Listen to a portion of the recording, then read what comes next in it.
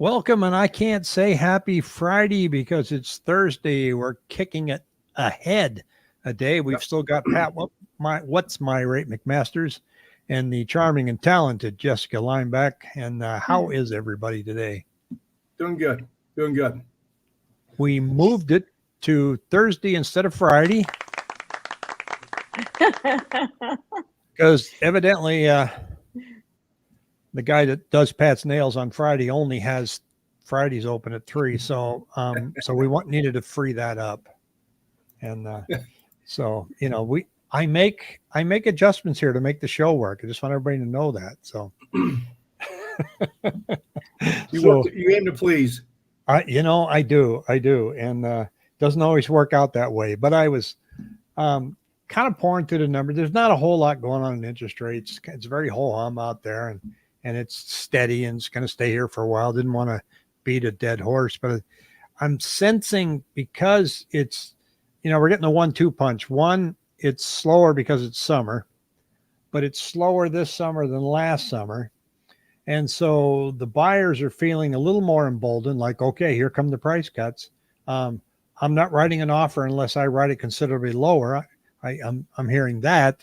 So I thought, well, let's take a look and see, what are the odds of, do you think now's the time to start writing lower offers? And one of the things you're not going to get is a pre-foreclosure. There's the number there, right? So Yep. that ain't happening anytime soon. And what we're seeing is on the 7-day moving average, where I track the number of new listings that come on and the number of new contracts, both of them are sliding down, and we're down to 2,500 on the contracts, when that's pretty low.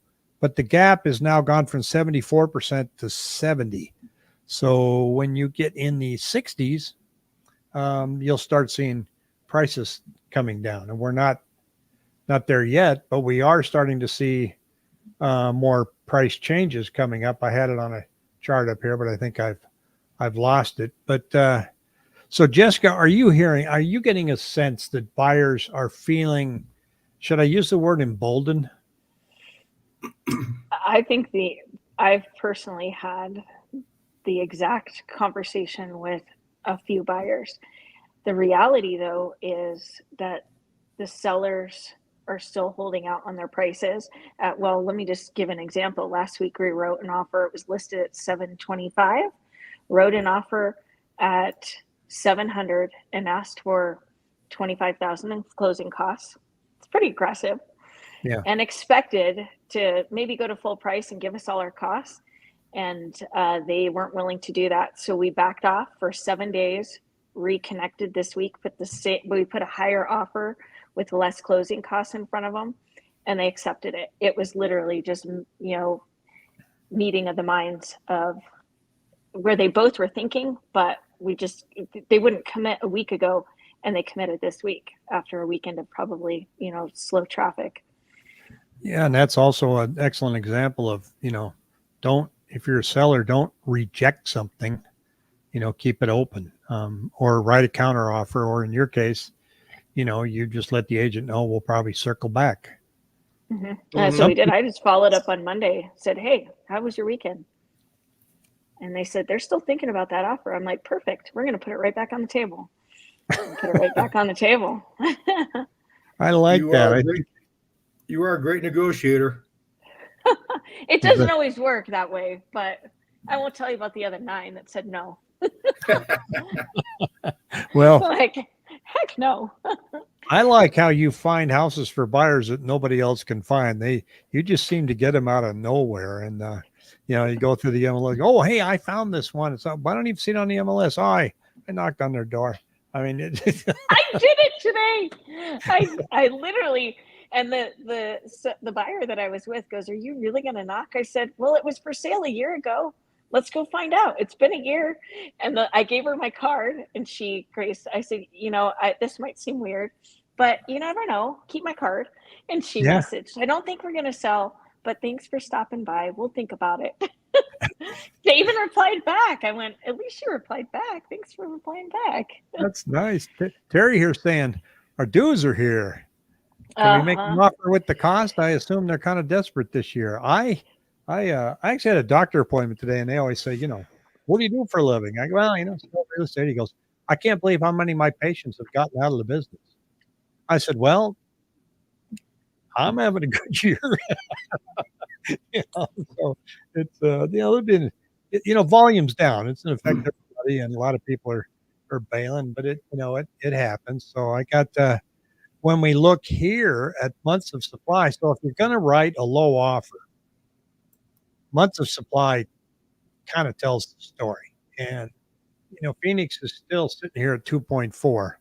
Now we've been told that 4 to 6 is normal, but if we ever got up to a 4-month of supply, I think everybody'd be stunned. But there's Phoenix. So now Apache Junction is sitting here at 2.7. Cave Creek is at 4.5. And Terry's reminding us that we're crushing it, because I guess we should have renewed the ban on that word this year. Yeah. We did. No kidding. We'll let that one slide, Terry. So, but now Cave Creek's got a lot of supply, but they kind of do anyway, don't they? They're a little upper in there. Chandler, they're down here at 1.7. You're not going to get a low ball offer accepted in Chandler. No ifs, ands, or buts. Just not going to have. So when you see that price now, let me clarify something too. And Jessica, tell me if you see this, but there's this mindset that says, well, this is what they're asking, so I'm going to pull them down. But what about the person that actually priced their house very competitive? Do people still try to pull that one down, or do they recognize that it's a competitive price? Well, and I think that's the one thing that's great about a good agent, is to educate the buyer of, hey, look, we have no problem putting an offer together to fulfill what your wishes are, but let me educate you on the fact that this is a market value price, and you can ask. It's like the barbecue and the equipment outside. They may never need that and not want to take it with them. If you don't ask, you'll never know.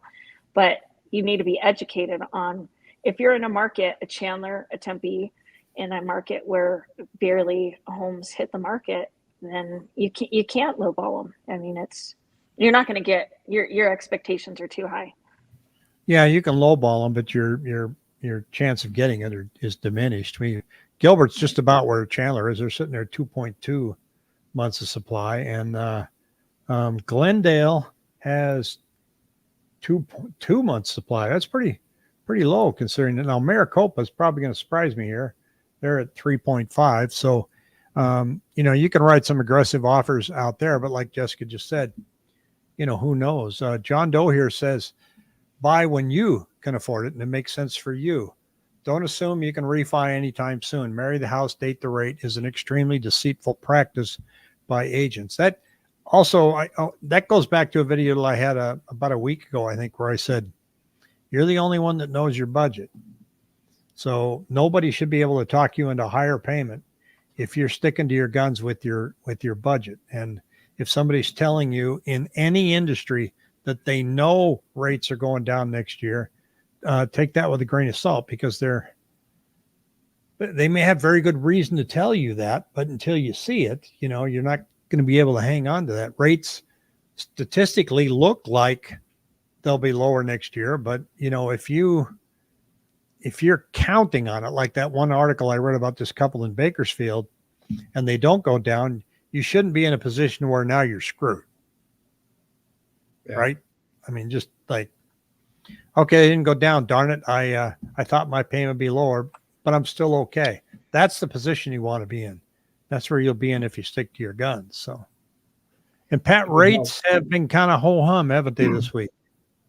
Yeah, pretty much. I mean, the 5.5% coupon was, this has been the last month really on prices. We were here at 98.69 back in May 20th, and we're at 99.19 today. So it's been ho-hum on the rate side. I mean, jobless claims came out pretty much a little bit under forecasted. I mean, everything seems to be kind of coming out a little more muted the last couple of months. The numbers, inflation is there, but it's, it seems like everything's the fire has kind of subsided a little bit there on that end, but rates are still pretty much, you're looking at high sixes right now. I mean, I'll give you an example right here.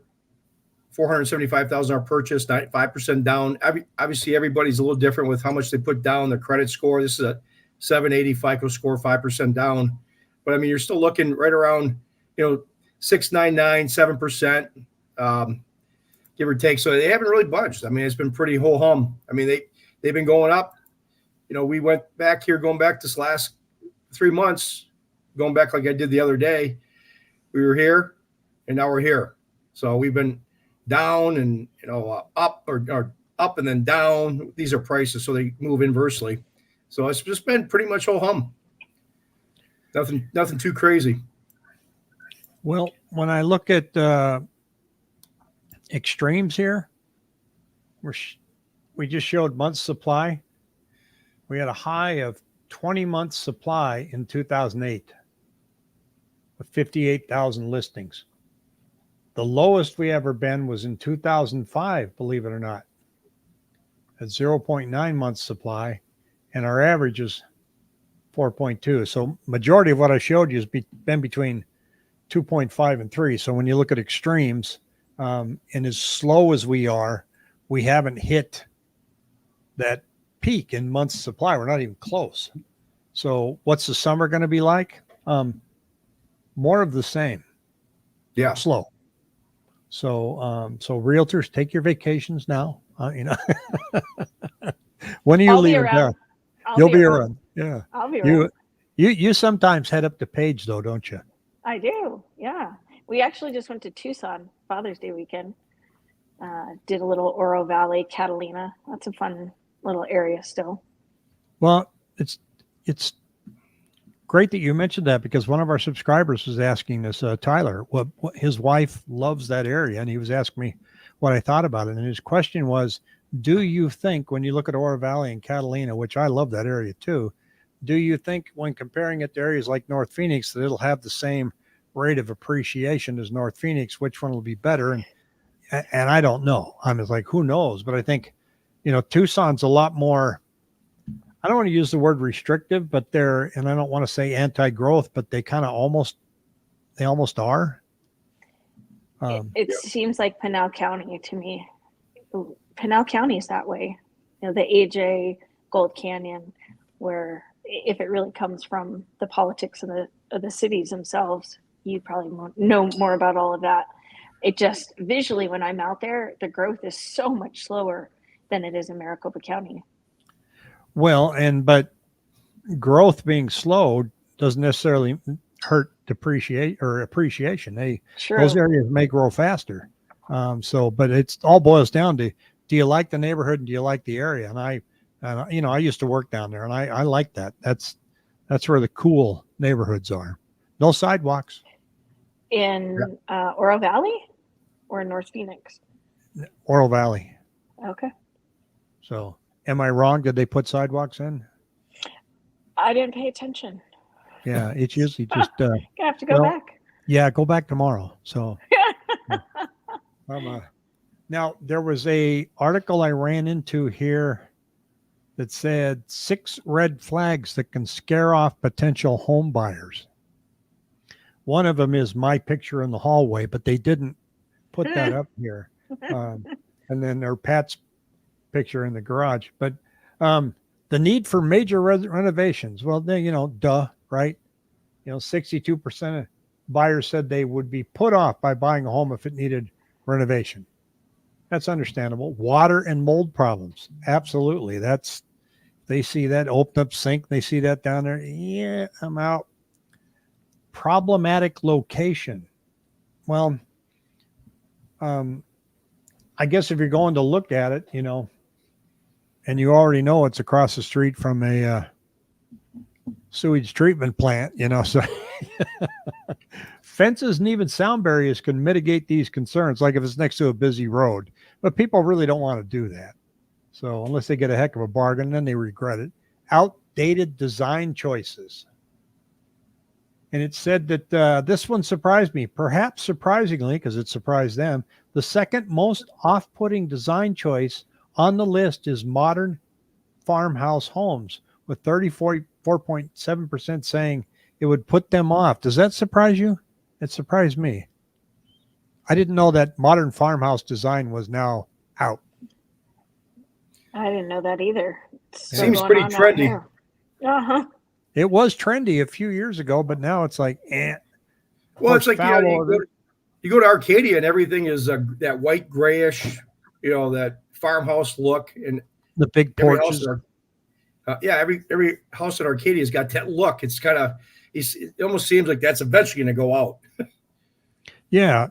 And then the other two are obvious evidence of pets or foul orders. Sometimes things just smell and you can't get out of the house. But then I followed up with this. Open Door has got redefining neutral home color trends for 2024. So, and Pat, your orange shag carpet is not listed in here. Okay. So I figured if I hold it long enough, it'll come back in like my leisure suits. Yeah, it will. You got one too? Yeah. I'm not worried about the color coming back. I'm just wondering if I'll ever fit in it again. True. Yeah, that's what I'm worried about. Yeah. My whole closet's like that. But anyway, this is an interesting article, opendoor.com/articles. And it shows the color palettes, light gray, 21%, most appealing, beige and tan. I'm kind of getting tired of that, but pink, yellow, and black are out. I get it. 43% don't like pink. The interior, the front door color swap, 54% of buyers change the color of the front door when they buy a new home, unless they're in an HOA. I bought a home in New York State, and the front door and the shutters were pink. Guess how long that lasted? The neighbors were laughing because the next day I moved in. It's the first thing I did while I was waiting for the moving truck to show up was I painted the front door and the shutters. So they thought, you didn't waste any time. Well, I had nothing else to do. Kitchen contenders, white, gray, beige, tan. So I won't go through the whole list, but I thought that was a pretty interesting list. 59% plan to remodel in the year end.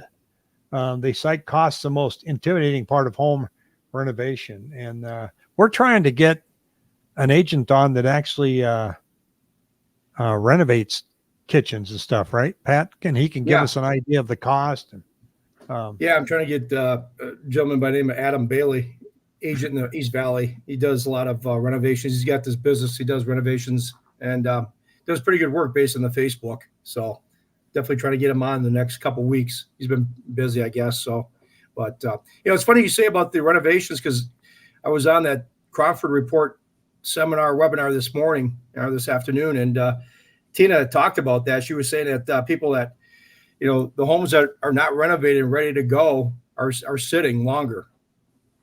She did mention that. She said, you got to have your house ready to go. If it's not, it's going to sit for a while. Yeah, buyers seem like they're back in the seat.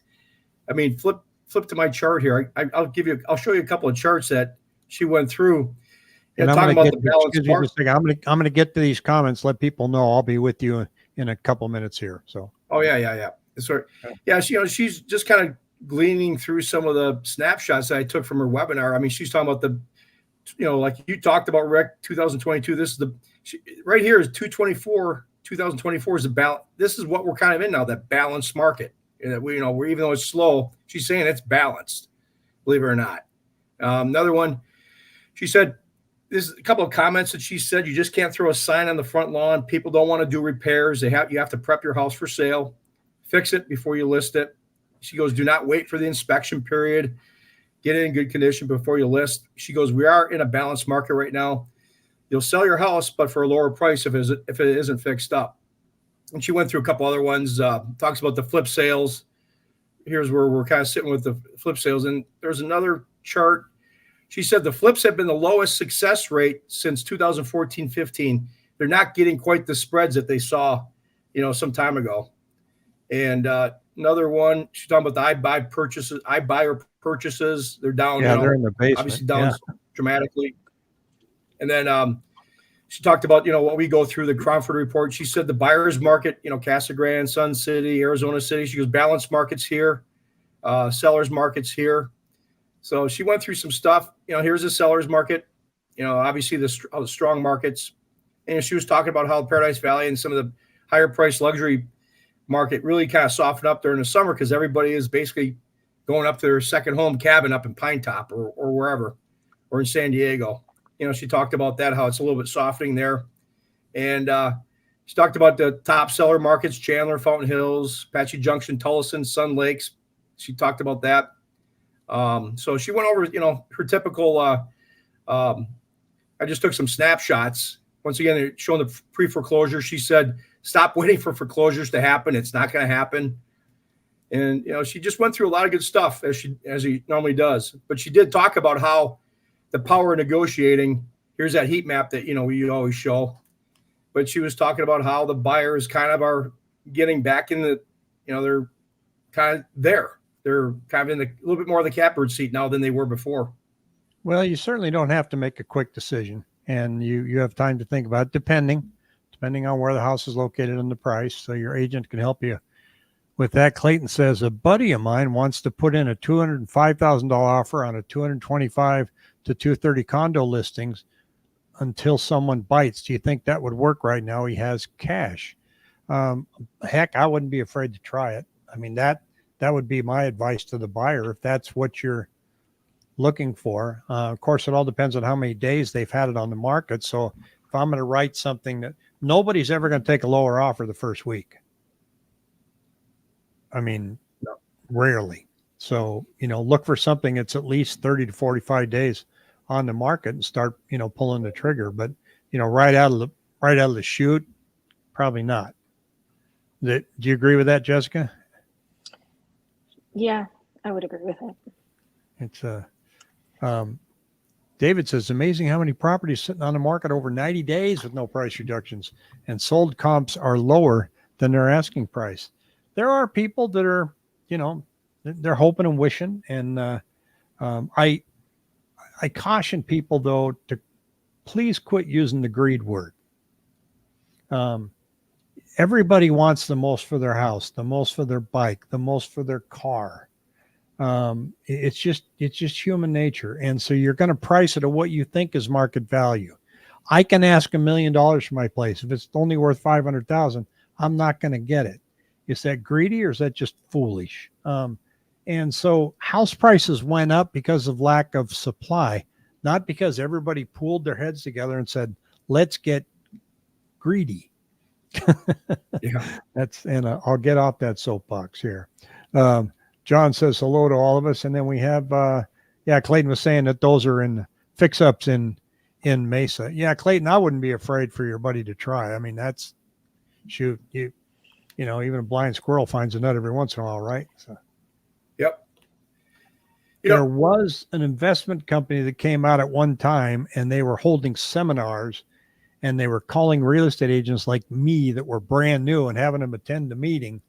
And they were basically just telling these people, find real estate agents that will write you multiple offers. And they were writing incredibly ridiculous offers for people. And he said, and the new real estate agents will do that.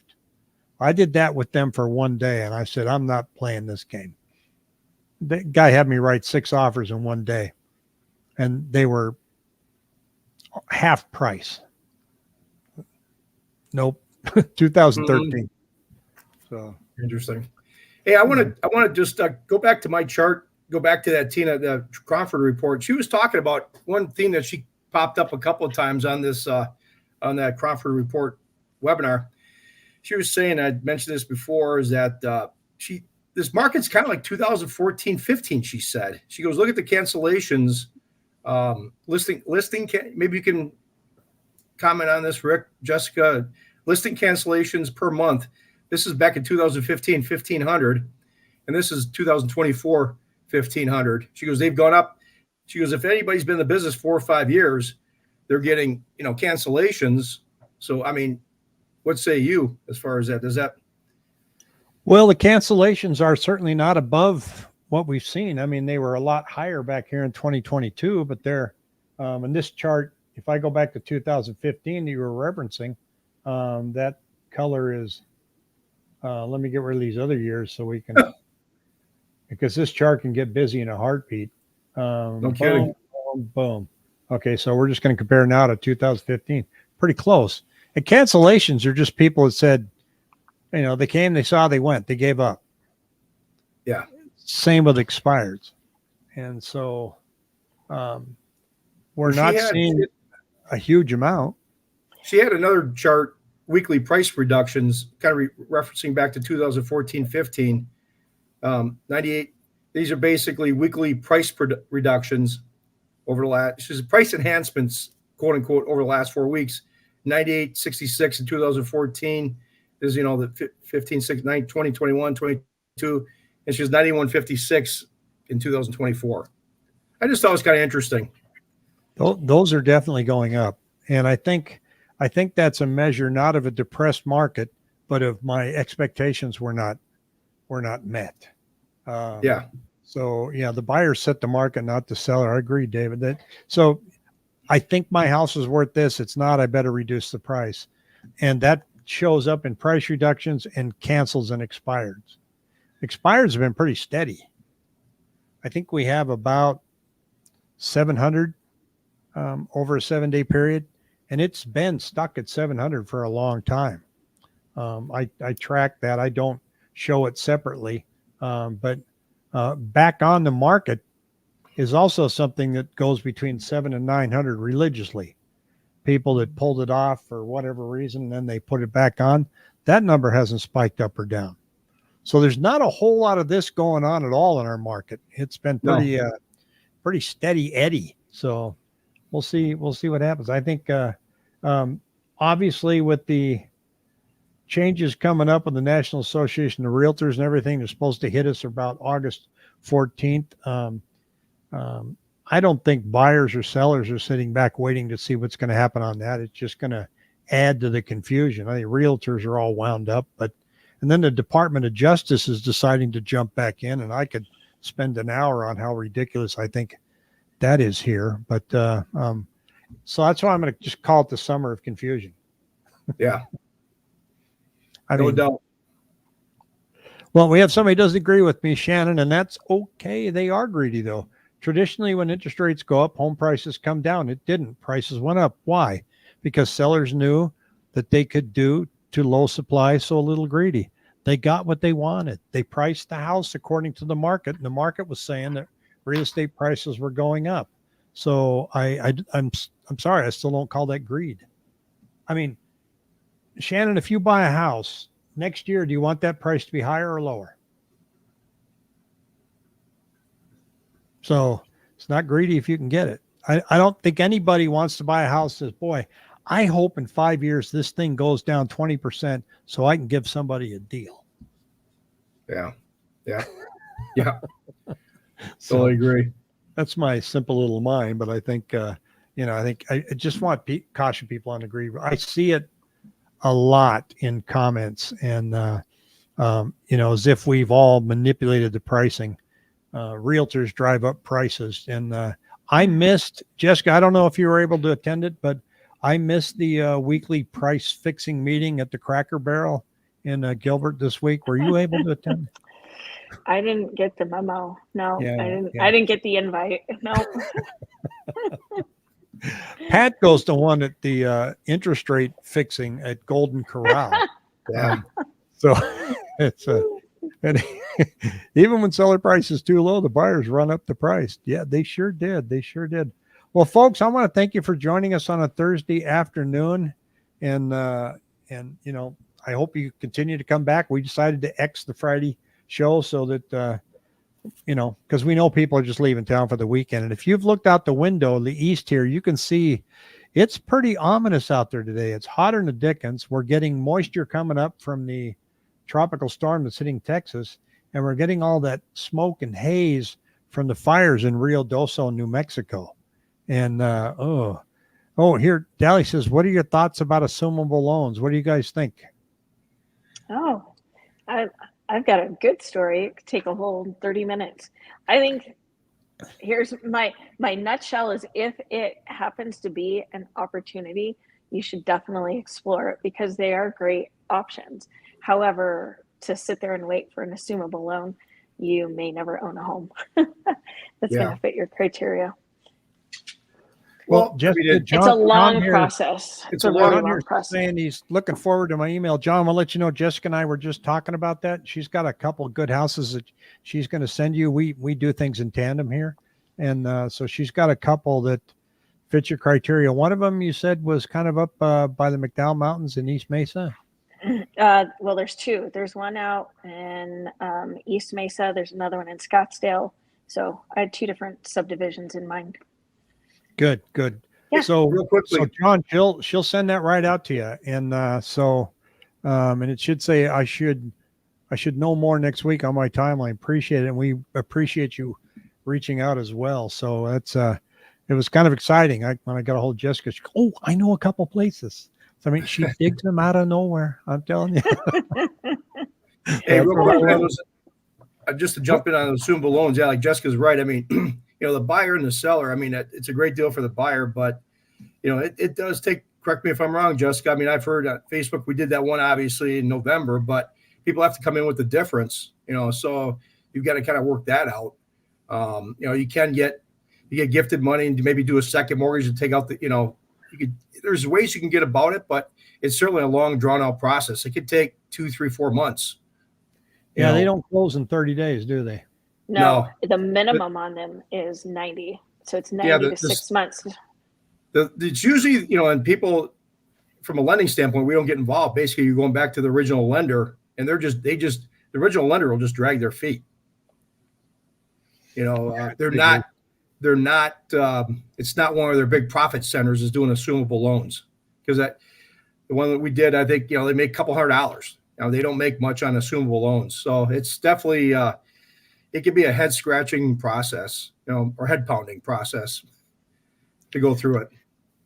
Mitch here says, nice and cool in Sholo. Just open the windows. They've got a nice new RV. Well, they got tiny homes. It's a nice village. It's an over 55 community up in, it's called Woodbridge or Woodridge.